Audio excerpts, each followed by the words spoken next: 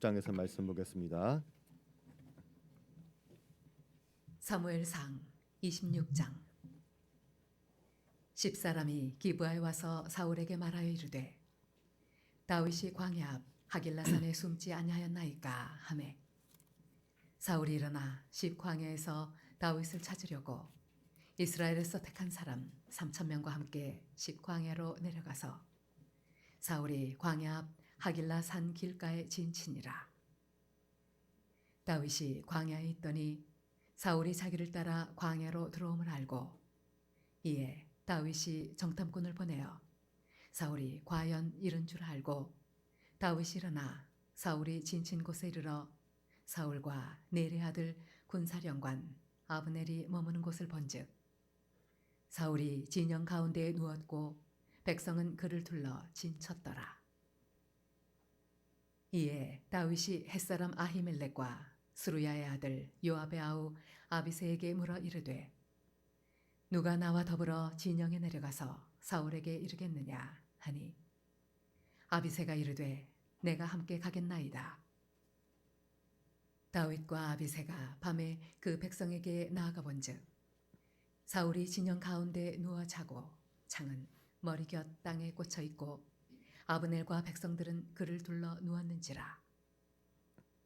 아비새가 다윗에게 이르되 하나님이 오늘 당신의 원수를 당신의 손에 넘기셨나이다. 그러므로 청하오니 내가 창으로 그를 찔러서 단번에 땅에 꽂게 하소서. 내가 그를 2번 찌를 것이 없으리이다 하니 다윗이 아비새에게 이르되 죽이지 말라. 누구든지 손을 들어 여호와의 기름 부음 받은 자를 치면 죄가 없겠느냐 하고 다윗이 또 이르되 여호와께서 살아계심을 두고 맹세하노니 여호와께서 그를 치시리니 혹은 죽을 날이 이르거나 또는 전장에 나가서 망하리라.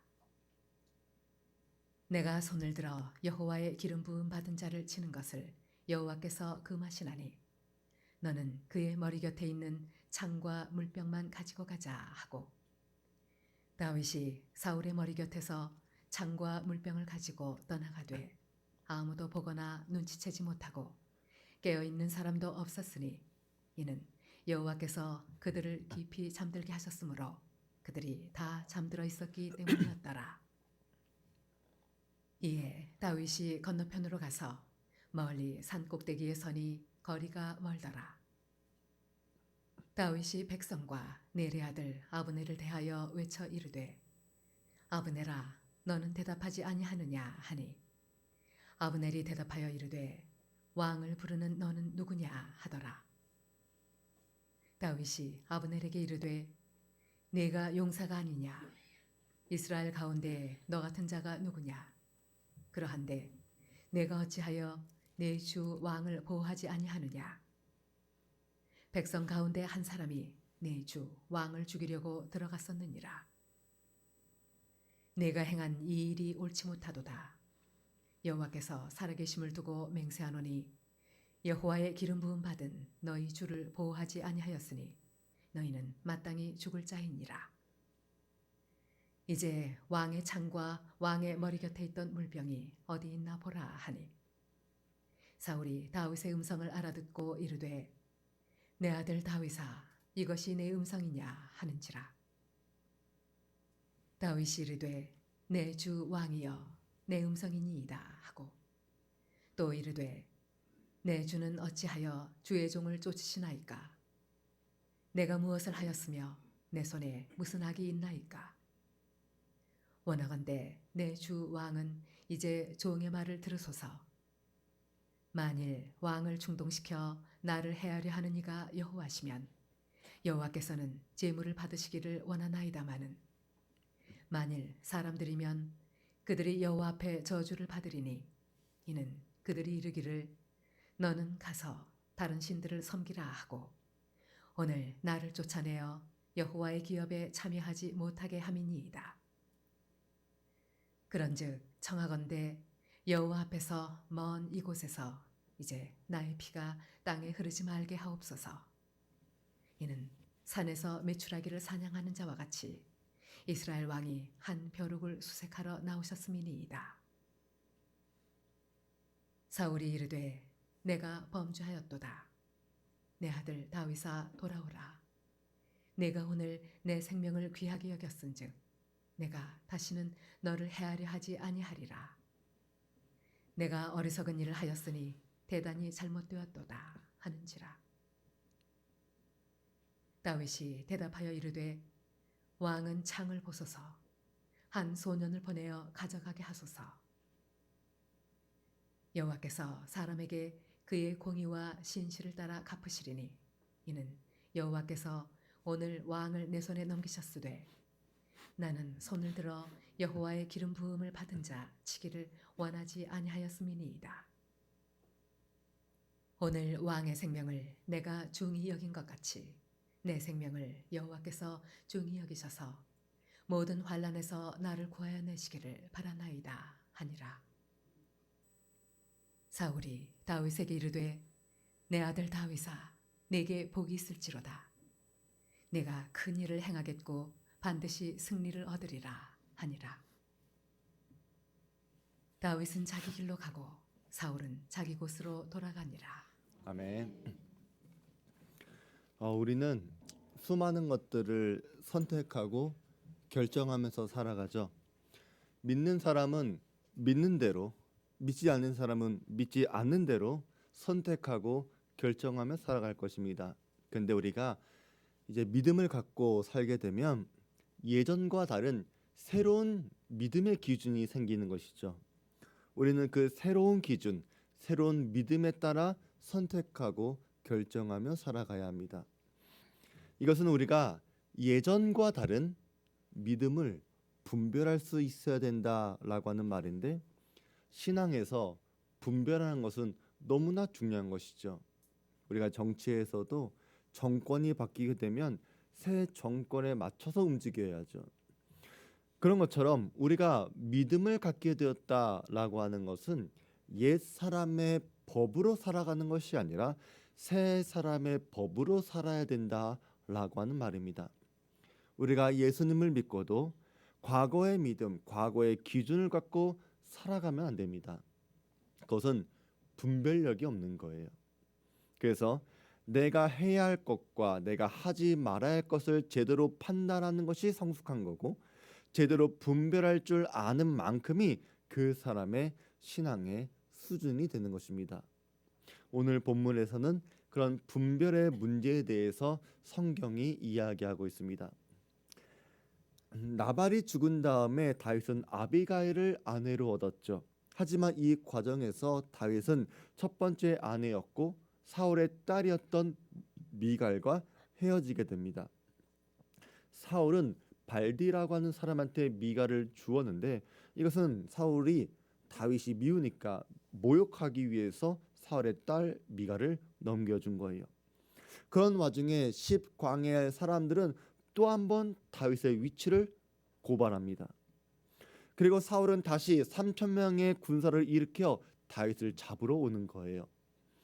다윗은 사울을 한 번 살려 주었는데 또 사울도 다윗이 장차 이스라엘의 왕이 될 거라는 것을 고백하면서 이제는 다윗을 해치지 않을 거라 약속했지만 또 마음이 달라진 것입니다. 사람 마음이 그렇지 않습니까?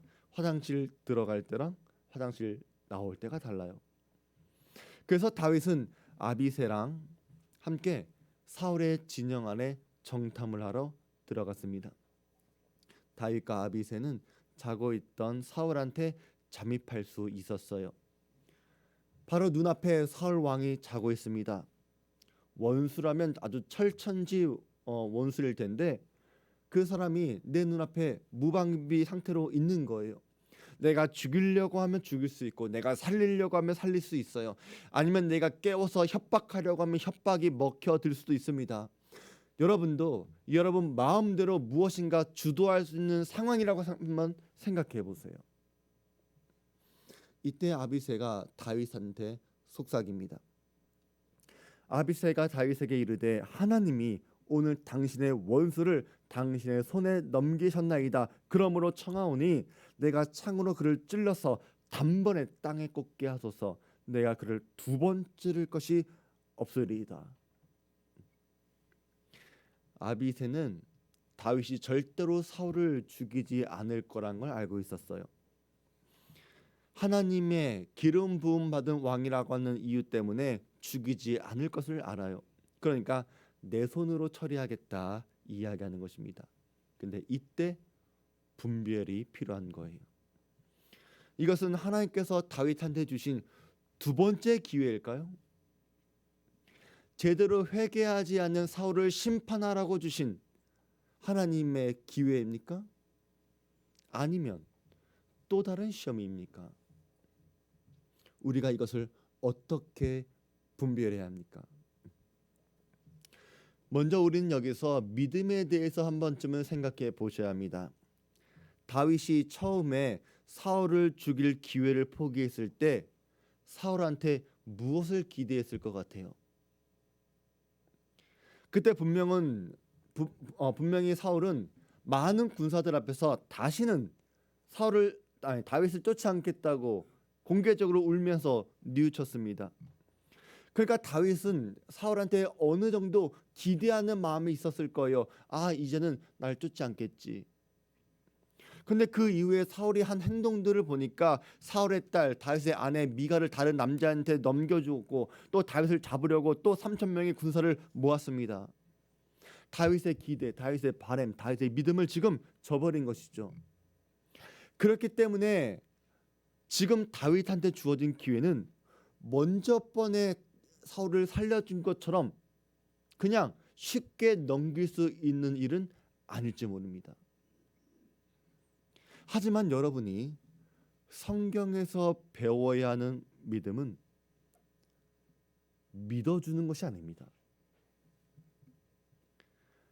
우리가 속아 넘어가는 것을 믿음이라고 말하지 않습니다. 믿음은 현실적이에요. 여러분이 누군가를 믿어줬는데 속았고 또 믿었는데 또 속았다면 그것은 여러분이 잘못 믿은 거예요. 속인 거는 그 사람이 속였다고 하더라도 속은 내가 바보예요. 내가 분별력이 없어서 속은 거예요. 그런데 그거를 믿음이라고 말하지 말라는 것입니다. 성경이 말하는 믿음, 하나님에 대한 믿음은 속아주는 것이 아닙니다. 믿음은 현실적이고 실제적이기 때문에 하나님께서 우리의 믿음대로 행하지 않으실 때 내가 하나님께 또 속았네? 그래, 하나님이 다음엔 잘해주시겠지. 그렇게 믿는 것이 아니라 나의 믿음이 잘못되었나? 하고서 그러면 우리가 어떻게 믿어야 될까? 이렇게 나의 믿음을 재조정하라는 것입니다. 지금 사울이 눈앞에 있습니다. 사울이 약속을 어겼죠. 다윗의 믿음을 저버린 거예요. 그런데 먼저 번에 다윗이 사울을 살려준 게 사울을 믿어서 그런 거예요?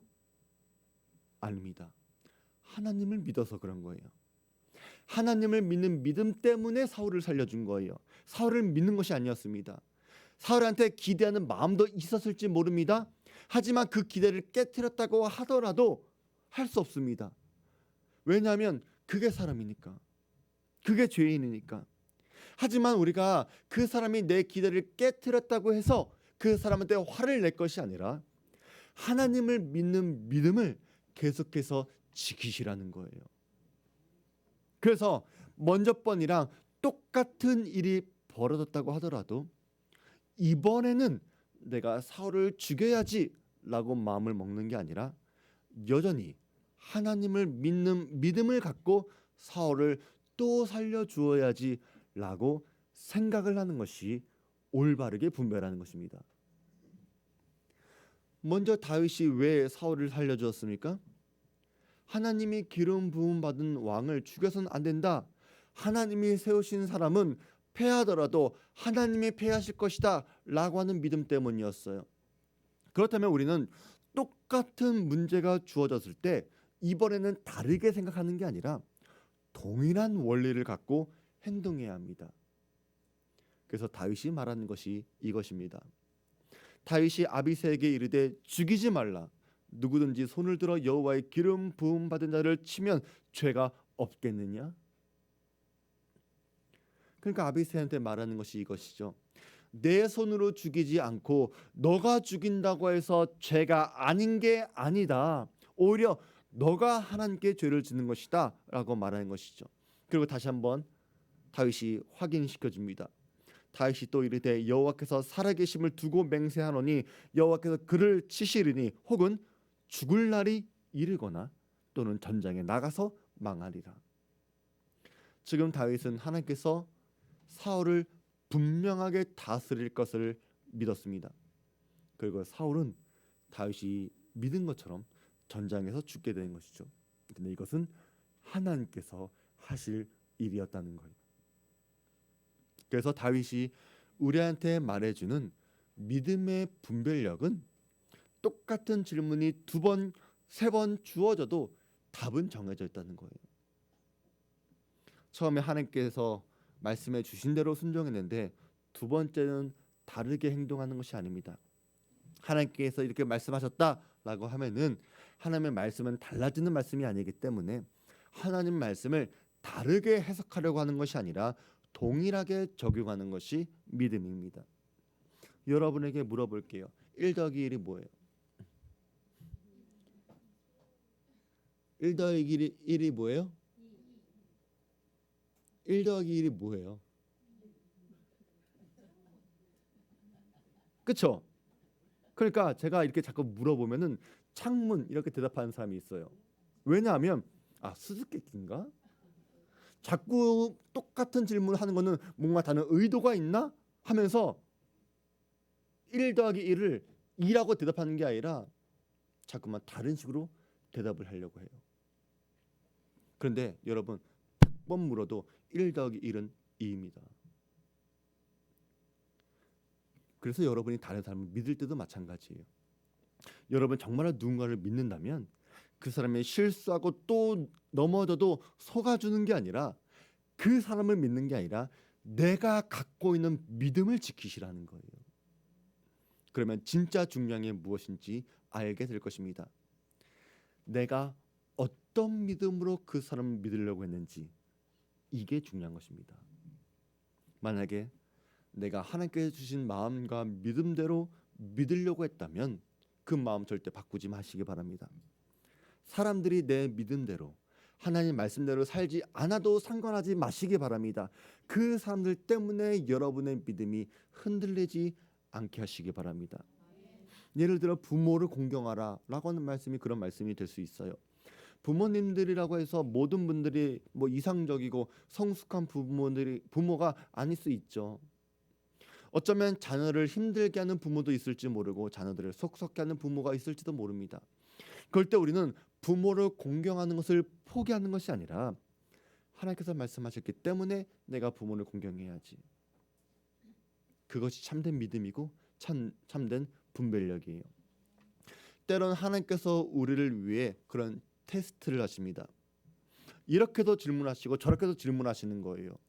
그런데 이렇게도 질문하고 저렇게도 질문하시는 과정, 다시 말하면 응용하시는 그 과정에서 하나님의 간섭이 들어오는데 이 간섭은 어디까지나 이 질문을 응용하시려고 여러분들이 테스트를 잘 통과하는지 그것을 확인하려고 응용하시고 간섭하시는 것이지 여러분을 넘어뜨리게 하려고 간섭하는 것은 아니라는 것을 분별하시기 바랍니다.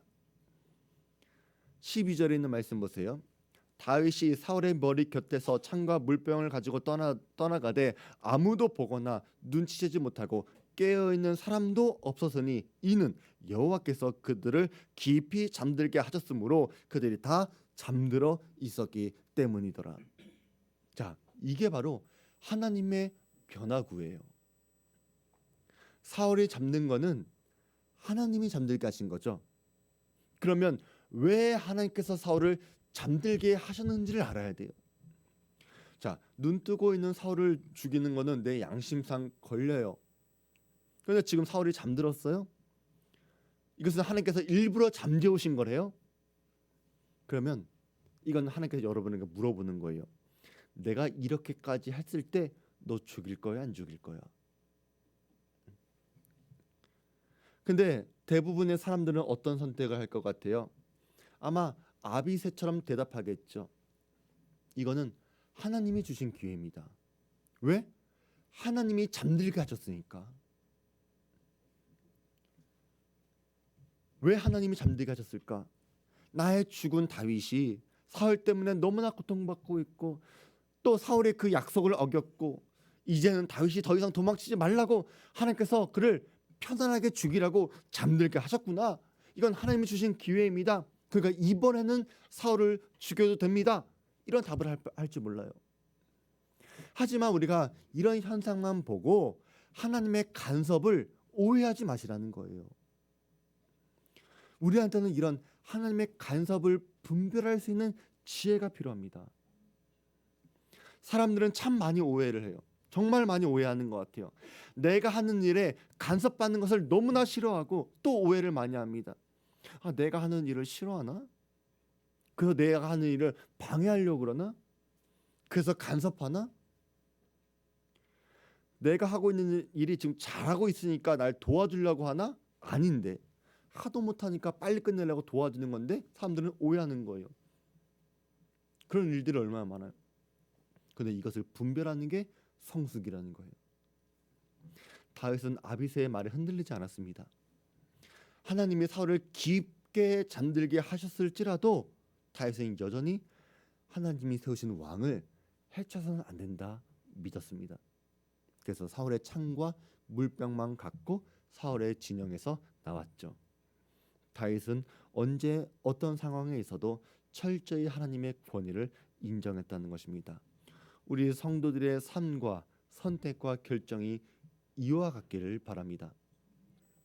하나님께서 여러분에게 맡기시고 부탁하신 것들, 또 하나님의 명령에 대해서 이때는 이런 식으로 저때는 저런 식으로 적용하는 것이 아니라 항상 동일하게 말씀을 적용해 보시려고 애를 써 보시기 바랍니다. 질문이 던져지게 되면 이 질문의 의도를 제대로 파악할 수 있는 분별력이 필요합니다. 때로는 내가 틀릴 수 있습니다. 내가 오해할 수 있습니다. 그럴 때는 질문을 던진 하나님께 답을 맞춘 다음에 하나님, 내가 틀렸군요. 이렇게 인정하는 것이 겸손입니다. 겸손한 분들 되시길 바랍니다. 두 번째로, 우리는 어떤 일이 일어나면 이 일이 하나님으로부터 시작된 것인지 사람으로부터 시작된 것인지 분별할 수 있는 분들 되시기 바랍니다. 다윗의 상황을 생각해 보세요. 다윗은 지금 사울한테 쫓기고 있습니다. 그런데 이거는 하나님이 사울을 부추긴 거예요? 사람들이 부추긴 거예요? 사울의 주변에 있는 사람들이 사울을 부추긴 거잖아요. 19절에서 말하는 것이 이것입니다. 원하건대 내 주 왕은 이제 종의 말을 들으소서. 만일 왕을 충동시켜 나를 해하려 하는 이가 여호와시면 여호와께서는 재물을 받으시기를 원하나이다마는 만일 사람들이면 그들이 여호와 앞에 저주를 받으리니 이는 그들이 이르기를 너는 가서 다른 신들을 섬기라 하고 오늘 나를 쫓아내어 여호와의 기업에 참여하지 못하게 함이니이다. 그러니까 다윗이 사울한테 물어보는 거예요. 이 일이 누구로부터 시작됐는지를 한번 생각해 주세요. 예수님도 우리에게 이렇게 기도하라고 말씀해 주었죠. 뜻이 하늘에서 이룬 것 같이 땅에서도 이루어지이다. 이 기도는 예수님께서 십자가를 지시기 전까지 하셨던 기도예요. 나의 원대로 마옵시고 아버지의 뜻대로 하옵소서. 사랑하는 성도 여러분, 만약에 어떤 일을 하나님이 하셨다면 반드시 그렇게 될 것입니다. 과정이 어떨지 몰라도 결과는 반드시 하나님의 뜻대로 이루어질 거예요. 하지만 만약에 사람들이 주도했다면, 또 그 일이 하나님이 기뻐하는 게 아니라면 그 사람들은 하나님의 심판을 받게 될 거예요. 사울이 지금 다윗을 쫓아다니는 것, 만약에 이 일을 하나님이 주도하셨다면 다윗이 죽어야 끝이 나는 거예요. 그게 하나님의 뜻이니까. 하지만 사람들이 부추겼다면 그 사람들은 하나님의 저주를 받을 것입니다. 그래서 우리가 어떤 일을 하든지 또 어떤 문제를 만나든지 이 일이 어디서부터 시작되는지를 분별하시기 바랍니다.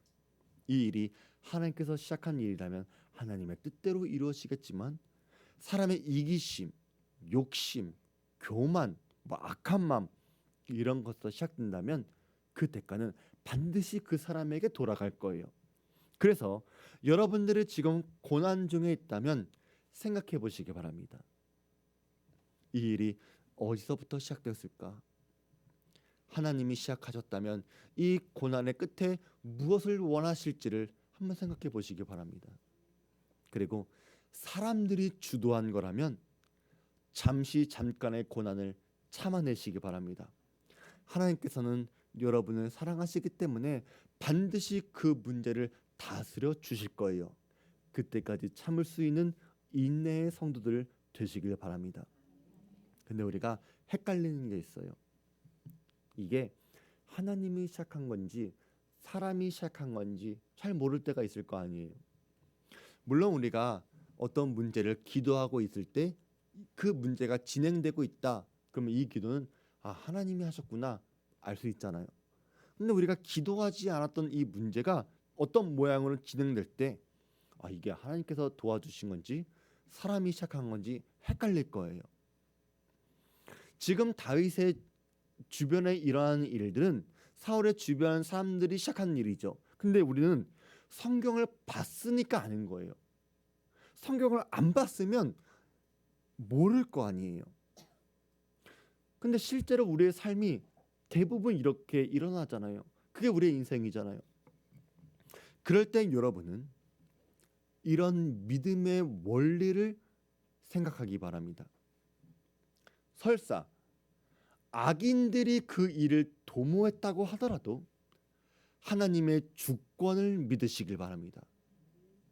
예를 들어 사기치는 일, 보이스피싱하는 거, 도둑질하는 거, 나쁜 일 있잖아요.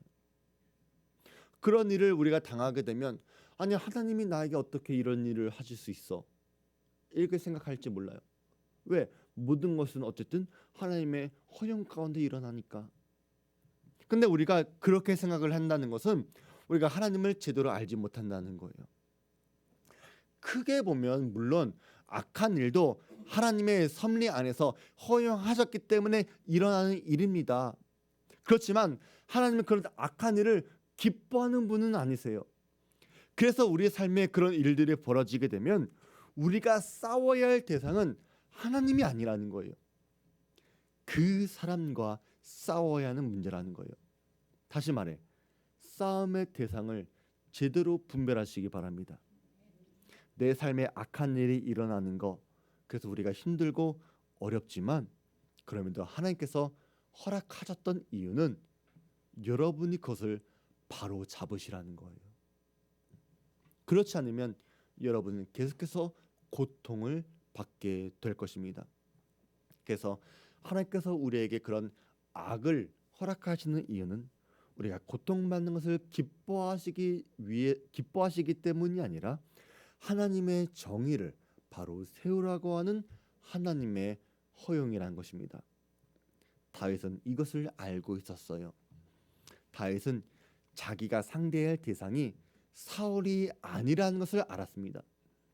비록 사울이 자기를 쫓고 있지만 만약에 다윗이 진짜 사울을 적이라고 생각했다면 사울과 싸워야 합니다.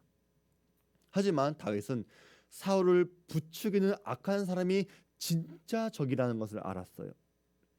그래서 다윗은 사울과 싸우는 게 아니라 그 사람들과 싸우려고 한 것이죠. 찬송가 중에 이런 찬송가가 있죠. 우리들이 싸울 것은 혈기 아니요, 우리들이 싸울 것은 육체 아니요, 마귀 권세 맞서 싸워 깨쳐버리고 죽을 영혼 살릴 것일세. 맞습니다. 우리가 싸워야 할 대상이 누군지 분별하는 지혜가 필요한 거예요. 비록 우리 눈앞에 혈기를 부리는 누군가가 있고 사람들이 눈에 보이겠지만 그 뒤에 사람들과 환경을 주도하고 있는 악한 마귀 권세가 싸워야 하는 것입니다. 마귀는 여러분을 넘어뜨리려고 여러 가지 모습으로 여러분을 건드릴 거예요. 다윗이 당하는 모든 어려움들은 영적인 의미가 있는 어려움이었고 다윗은 지금 영적인 전쟁 한복판에 있습니다. 다윗의 눈 앞에 있는 것은 사울이지만 싸움의 상대는 아닙니다. 사울을 이기는 싸움이라면 오히려 쉬운 일이에요. 하지만 진짜 싸워야 할 대상은 다윗을 이스라엘의 왕으로 세우지 않고 다른 신을 섬기라고 하는 악한 권세가 있는 것이 진짜 적이었다는 것입니다. 여러분들이 이것을 제대로 분별할 수 있다면 여러분은 진짜 복을 받은 사람이에요. 그래서 언제든지 여러분의 눈에 거슬리고 여러분의 마음을 상하게 하고 여러분을 어렵게 만드는 사람이 있다면 여러분들은 그 사람과 싸울 것이 아니라 그 뒤에는 악한 마귀가 있음을 먼저 분별하시기 바랍니다. 여러분이 누군가를 미워하고 비난하면 여러분 이미 하나님의 길을 벗어나고 있어서 그렇습니다.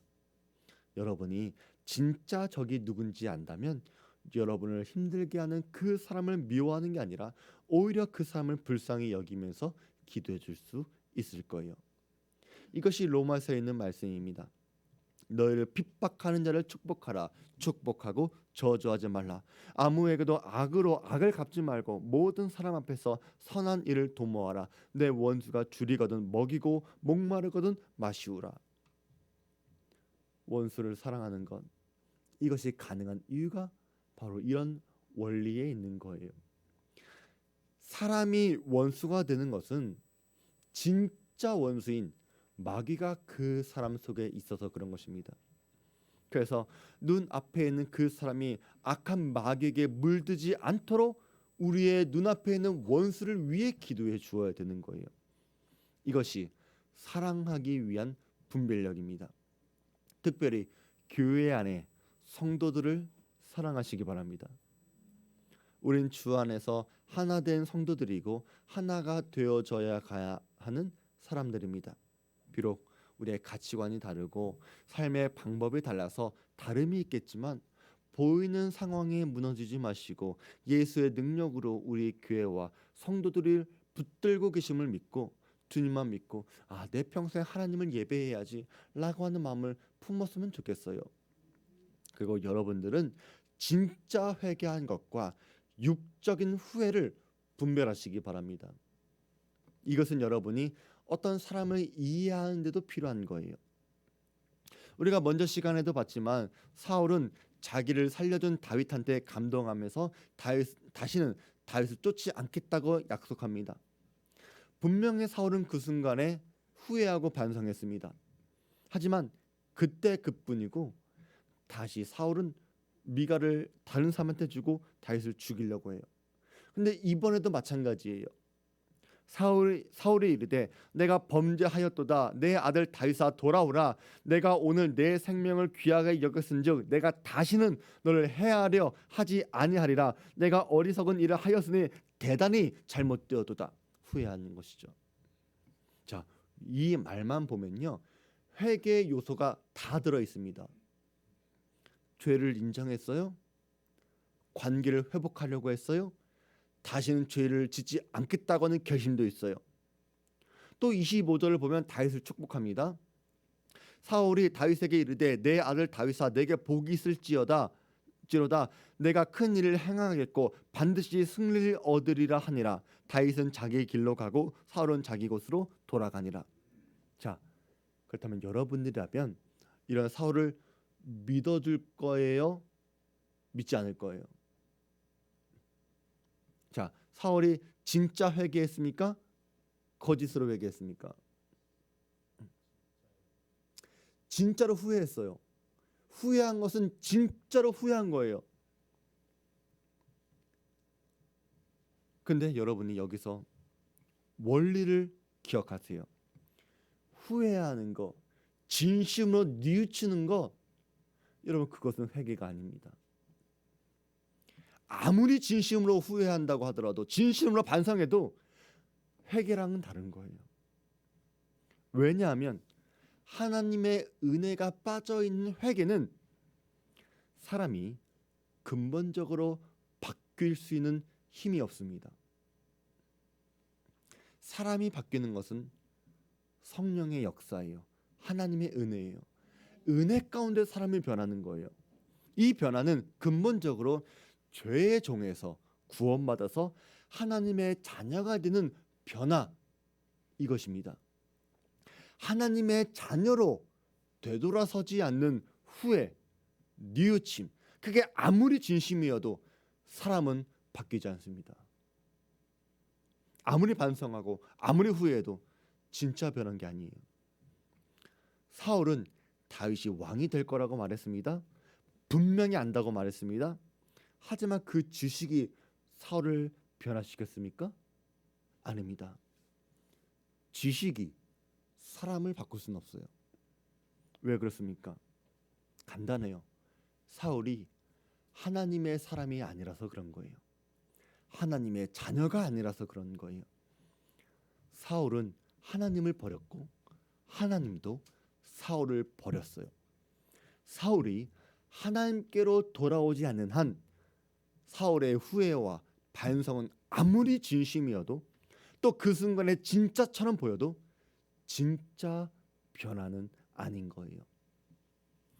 사울은 뉘우치면서 다윗한테 돌아오라고 이야기하죠.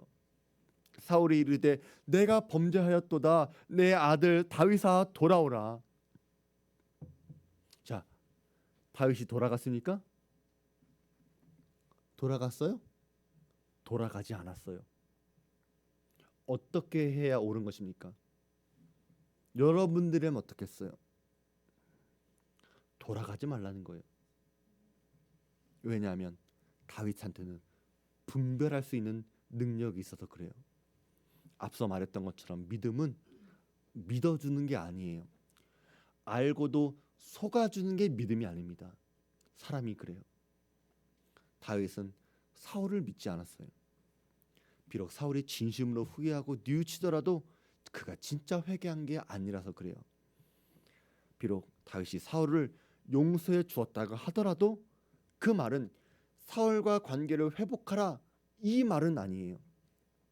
이 말은 사울을 믿지 말라는 것이 아니라 분별하라는 것입니다. 진짜 회개는 후회와 뉘우침의 반성이 아니라 하나님께로 돌아서는 것입니다.